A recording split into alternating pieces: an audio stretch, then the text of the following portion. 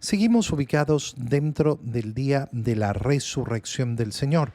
Recordemos que el día domingo hemos leído justamente cómo María Magdalena con otras mujeres fue muy de mañana al lugar del sepulcro, pensando en qué harían al llegar. Pero llegaron y se toparon con que la piedra que estaba tapando el sepulcro ya no tapaba la entrada del sepulcro. María Magdalena sale corriendo a anunciar a Pedro y a Juan que no estaba el cuerpo del Señor. Pedro y Juan salen corriendo. María, detrás de ellos, vuelve al sepulcro. Llega Juan primero, antes que Pedro, después llega Pedro, entra Juan después de Pedro y después se retiraron. Y María Magdalena se queda ahí, se queda efectivamente en el sepulcro, llorando. ¿Por qué? Porque no está el cuerpo de Jesús. Y sin dejar de llorar, se asomó al sepulcro y ve, en primer lugar, dos ángeles vestidos de blanco sentados en el lugar donde había estado el cuerpo de Jesús, velando el lugar. Esto es sumamente bello. ¿Por qué? Porque nos muestra esos lugares sagrados. Cuando nosotros tenemos la oportunidad de visitar, por ejemplo, Tierra Santa, qué hermoso es tener ese propósito en la vida, ¿eh? Querer llegar a Tierra Santa, hacer no una visita turística, sino una peregrinación, ir a buscar esos lugares sagrados, reconocer que hay lugares sagrados, por supuesto. La presencia de esos ángeles, la colocación de esos ángeles, demuestra cómo ese santo sepulcro es un lugar sagrado. Así como son lugares sagrados todos los templos, donde vivimos de una manera misteriosa, mística, de una manera sacramental, justamente la pasión, muerte y resurrección de nuestro Señor. Y por eso es tan importante reconocer esos lugares sagrados. La presencia de estos ángeles muestra, este no es un cualquier lugar.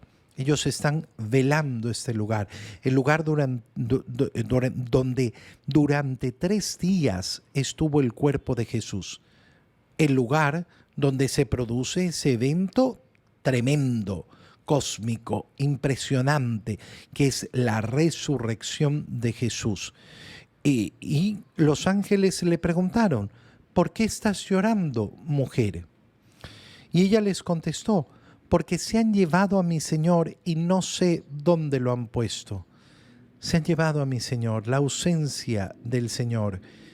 Ese es el único motivo verdadero para llorar en la vida. El único motivo para llorar en la vida es la ausencia de mi Señor. Qué importantes estas palabras. ¿Por qué? Porque piensa, por ejemplo, cuando yo caigo en un pecado mortal, ¿cómo tengo que llorar dentro de mi alma?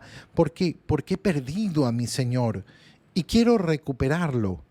Qué importante es desear siempre la cercanía del Señor. Dicho esto, mira hacia atrás y ve a Jesús, pero no lo reconoce. ¿Por qué no lo reconoce?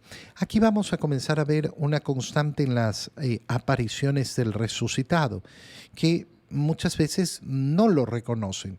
El domingo en la tarde del domingo solamente, hemos leído en la misa el evangelio de esos discípulos que iban camino de Maús. Les sale el Señor al encuentro y tampoco lo reconocieron. Va a sucederles esto muchas veces a los discípulos en esas apariciones de Cristo resucitado. ¿Por qué? Porque el cuerpo de Cristo resucitado es el mismo, pero a la vez es glorioso. Para reconocer al Señor se necesita abrir los ojos. Abrir los ojos. Los discípulos de Emaús reconocen al Señor en la fracción del pan, es decir, en la Eucaristía. María va a reconocer al Señor cuando el Señor la llama por su nombre. Qué precioso es eso. Cuando la llama por su nombre, es decir, cuando le muestra esa relación tan personal. Cuando tenemos una relación personal, íntima, cercana con Jesús, entonces lo reconocemos. ¿Por qué estás llorando?, le pregunta Jesús. ¿A quién buscas? Señor, si tú te lo llevaste, dime dónde lo has puesto. Y entonces Jesús la llama por su nombre, María, y ahí lo reconoce, Rabuní, que significa maestro.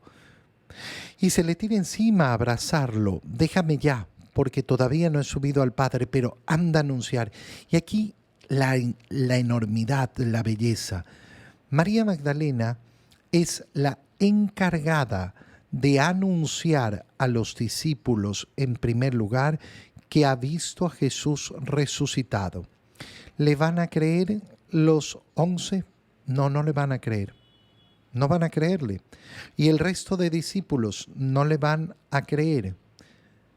Y esto es tan importante, ¿por qué? Porque va a mostrarles el Señor cómo efectivamente van a tener que enfrentar ellos la misma incredulidad de la gente. Y esto nos muestra que efectivamente labor nuestra es anunciar el Evangelio. Es que no me creen. Bueno, eso no está en mi control. Mi obligación es anunciar.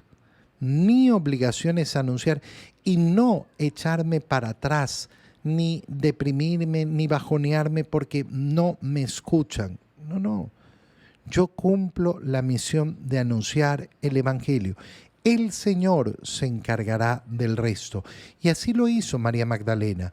Se fue a ver a los discípulos para decirles que había visto al Señor y para darles su mensaje.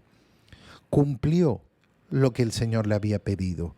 Como tú y yo tenemos que cumplir lo que el Señor nos pide.